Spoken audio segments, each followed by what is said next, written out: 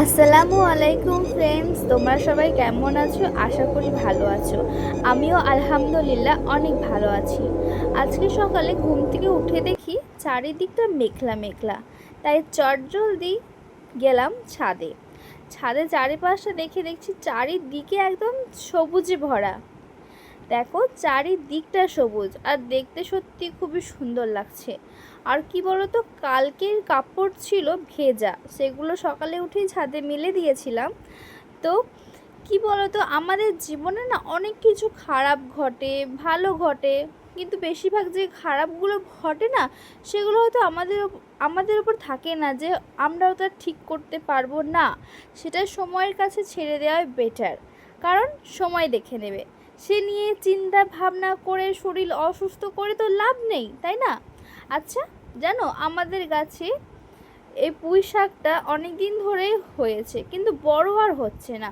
তাই করতে করতে চারিদিকটা এইভাবে দেখতে দেখতে ব্রাশ করে নিচ্ছি।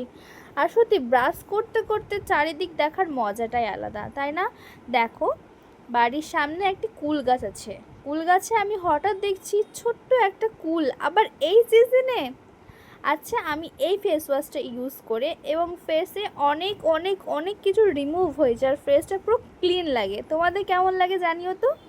তারপরে নিচে নেমে একটু জল ফুটিয়ে নিলাম, কারণ কালো জিরা খালি পেটে আর গরম জল সত্যি শরীরের পক্ষে অনেক অনেক ভালো। এটা কিন্তু আমাদের রসুলের সুন্নত, জানো তো, যে খালি পেটে কালো জিরা আর গরম জল খেলে তুমি অনেক রোগ থেকে শিফাও পাবে।